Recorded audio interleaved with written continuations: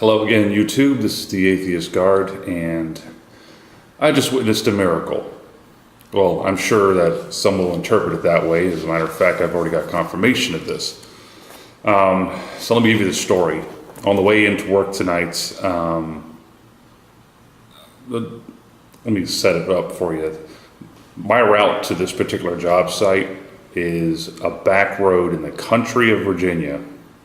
The back country of Virginia. I mean, it is pitch black, no street lights, barely any houses, mostly forest. I'm going around the west side of Quantico Marine Base to get to a job site. And this area is inundated with deer. I mean, there are deer freaking everywhere out here. And it had been raining, so it was especially dark. There wasn't even any, moonlight or anything. I rounded a corner, and then there was a deer in the middle of the road, just standing there, taking up most of the road because he was standing perpendicular to the road. And I also had a truck behind me with his brights on, which is very annoying. Don't drive with your brights on behind somebody. It's annoying as hell.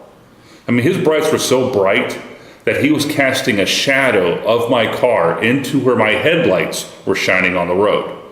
So you have the road lit up by my headlights. I'm not even using brights, and I'm in the front. But his brights were so bright that it nonetheless cast a shadow into that area. I could still see where I was going. Probably a little bit better, in fact, because he had his brights on. He was illuminating the sides very well. But nonetheless, this deer's in the middle of the road. I'm going 45 on this back road. Speed limit. Not a big deal normally. And my little 2011 Corolla has excellent brakes. A really decent suspension, actually, surprising for such a ho-hum kind of car, such that I was able to just jerk it to the left, into the left lane, because he was blocking my lane, slam on the brakes a little bit, and then dodge the deer entirely and get back into my lane. Now, let me set up why this would be interpreted as a miracle. So I'm listening to Aaron Ra actually giving a speech at it wasn't the Free Thought Convention. I think it was something else, Skepticon or something. And my Bluetooth in my car went down. The Bluetooth in the Corolla is notoriously bad. Toyotas in general, just maintaining that connection is stupidly difficult. And my phone was connected, and I was listening to several videos, video after video. The Bluetooth was working, and then suddenly it stopped working. And I tried to reconnect, but Toyota, thankfully, had the foresight to not allow you to do a reconnect while driving. So even though I'm pressing the setup button on my steering wheel and I'm saying pair phone, the system basically said, we cannot pair your phone while the vehicle's in motion. So I'm like, okay, I'm only another 10 minutes still from my job site. I'm just going to drive in silence because why not? Silence is nice too. It's nice to be able to, pay attention to things and just quietly drive on a night road. It's peaceful. I like doing that sometimes anyways. I don't always listen to videos on the way into work. So I abandoned my attempt fiddling with my phone and fiddling with the car's interface to resync my phone, probably 5 minutes before I encountered this deer. So thankfully, I was paying attention because I wasn't listening to anything, I wasn't fiddling with anything at that point, and I was able to dodge that deer and avoid a horrendous accident because that thing was huge. It was a big old deer, still a female. It wasn't a buck or anything, but it was a big female. It would have rolled over my hood, smashed into my windshield, and I would have been in some trouble. Especially out in the middle of nowhere. I mean, you don't see cops out there, you don't see anybody out there. So if I got knocked unconscious, hopefully the guy behind me would have helped out or something. But I was also hoping that this guy wouldn't rear-end me as I slammed on my brakes, which is another reason I jerked it left, because normally you would try to just, swipe the deer than to try to avoid hitting it. Because if you avoid hitting a deer and you end up in a ditch, it's your fault. If you hit the deer, it's not your fault.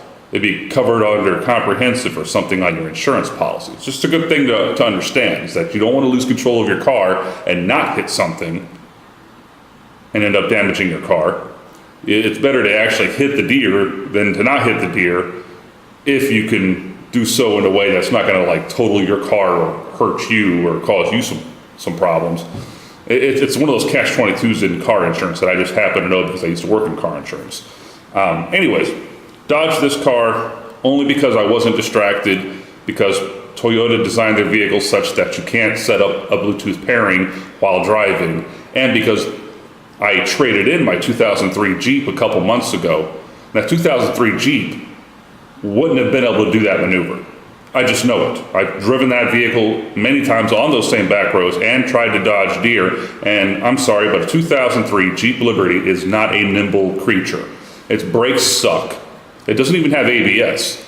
And the rotors that they put on the Jeep Liberty are made for a lighter version of a Jeep, such that the rotors warp very quickly. Like if you do a brake job, put brand new rotors, brand new calipers and pads on that thing, in 3 months, your rotors are warped. So it's such that when you hit the brakes, you get this nice vibration in the pedal and crap. It's just a terrible, terrible brake system on those Jeeps. So I traded in that Jeep, got the 2011 Corolla. So if I had been driving the Jeep, I might have hit that thing and had a big problem. If I had been fiddling with my phone, I would have hit that deer and had a problem. So all these factors converged to my benefit, and I got to work safe and sound. So I usually report when I get to work to the guy that I'm relieving, because I'm a security officer. I tell him, hey, there's a ton of deer out tonight, watch yourself. And this guy knows exactly what I'm talking about, because he used to have a Saturn that was a deer magnet. I mean, he was always hitting deer. Usually just, hitting them with the corner of his vehicle or something. But he had replaced body panels one at a time, such that the car was like a patchwork of different color Saturn body panels from hitting deer over and over again. So I always tell this guy, hey man, there's a lot of deer out there tonight, especially up here on Hazelwood, blah, blah, blah. I give him specifics so that he knows and he appreciates it. And I told him about my experience. He's like, wow, you thank God for that. Of course he's going to say that. If I told my family this story, they would think God was looking out for me as well. But I replied to him, yeah, thank Toyota for making such a nimble car with decent brakes, man. Says if I had been in my Jeep, I probably would have hit that thing. And he said, yeah, thank God you traded in your Jeep. It's like, I could see how they would interpret that as like somebody looking out for you, but under their model, their specific God is the creator God who made deer stupid enough that if they see lights coming at them at 45 miles an hour, they'll just stand there and look at your car. That deer wasn't the least surprised or alerted that, oh, here comes a vehicle, up the road at me at 45 miles an hour that could possibly kill me. It just stood there in the middle of the road. Now, they can't explain why that deer was there in the first place. Like, if God was looking out for me, why didn't he just tip the deer off and the deer would have just jumped off the road in front of me and I wouldn't have even had to hit the brakes? Or why wouldn't a God just make a deer smart enough to avoid their own demise, their own potential demise? No, they don't even go that deep into their thinking because, of course, it's confirmation bias. They look at the stuff that plays into their argument and not the stuff that plays against their argument. But of course, the evolutionary model, evolution by natural selection, explains this completely and perfectly. Basically, deer are not conditioned to be afraid of fast-moving lights or cars in general, because we haven't been a threat to them long enough for that behavior to have been instilled in them. Basically, what would have to happen is humans driving cars would have to chase deer around the forest as an actual intentional threat to them. and mow down the ones that don't respond quick enough. And the ones that do respond slightly quick enough to avoid being killed will be the ones that go on to procreate and pass on that advantage to their offspring and their offspring. And you basically have to weed out all the stupid deer from the slightly less stupid deer for that behavior to become an adaptation for that species as a whole. And that hasn't happened because humans just haven't been driving that long. We haven't been a threat to them. We aren't a threat to them. It's just an incidental, accidental thing when they happen to be crossing a road and we happen to hit them. And it doesn't happen enough to cause a selection pressure significant enough to weed out that population of the less intelligent deer. So you can explain this completely with naturalism. And all the factors that played into why I didn't hit this deer were human design, the superiority of a 2011 Corolla to a 2003 Jeep, the various innovations in that 2011 Corolla that prevented me from fiddling around with my phone while I was driving because some human, not a god, a human thought of that potential problem of some guy trying to resync Bluetooth, play with the controls, resync Bluetooth, and not being able to do it while driving is a very smart design. That's just smart design that humans came up with. Having ABS, a smart design. My brakes didn't lock up. So when I kicked it over left, I didn't have this situation where all four brakes just simultaneously shut and I skid off the road. The Jeep probably would have done that, if not flipped. The suspension system is more advanced. All that stuff is more advanced because we did that. And the reason I traded in the Jeep in the first place is because it was an inferior vehicle. That was my choice, my decision, my recognition of this vehicle's a piece of garbage that I've spent thousands of dollars repairing. It's time to replace this thing with something at least slightly more advanced, like a 2011 Corolla. Now, and if you look at a 2018 Corolla, it's even more advanced than that. From a safety standpoint. Heck, half of these cars will hit the brakes for you. And I don't necessarily want that amount of automation in my vehicle, so a 2011 is a good balance for me. Plus, it was cheap. I paid less than $200 a month for that thing. And I don't have exactly, great credit at this point. So this is going to be a frustrating thing for me going forward.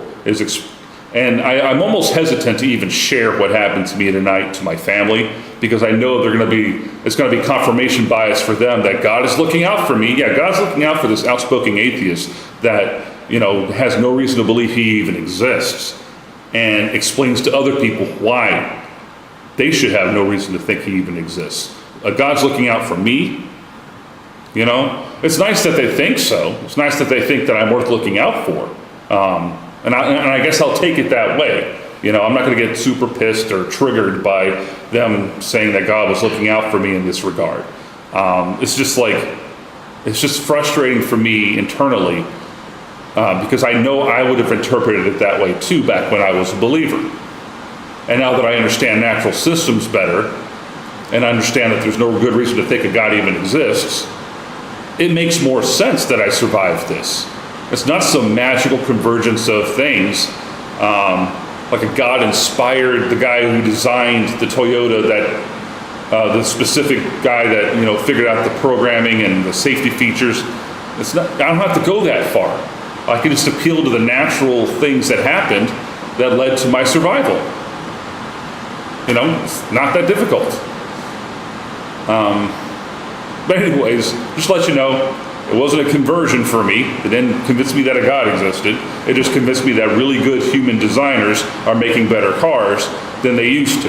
Well, at least better than the Jeep Liberty, which, even compared to other Jeeps, was an inferior vehicle, to say the least. Anyhow, I'm going to put this up pretty quick here, and I promise to get some more videos out in the future. I've just been kind of distracted lately, to say the least. I'm actually trying to get a better job now that I graduated. I finally got my diploma, all that. So I'm trying to get a different job. But I'm going to start putting out a video at least once a week, I think, going forward. Anyhow, thanks for watching. Please like and subscribe if you'd like. Have a great day.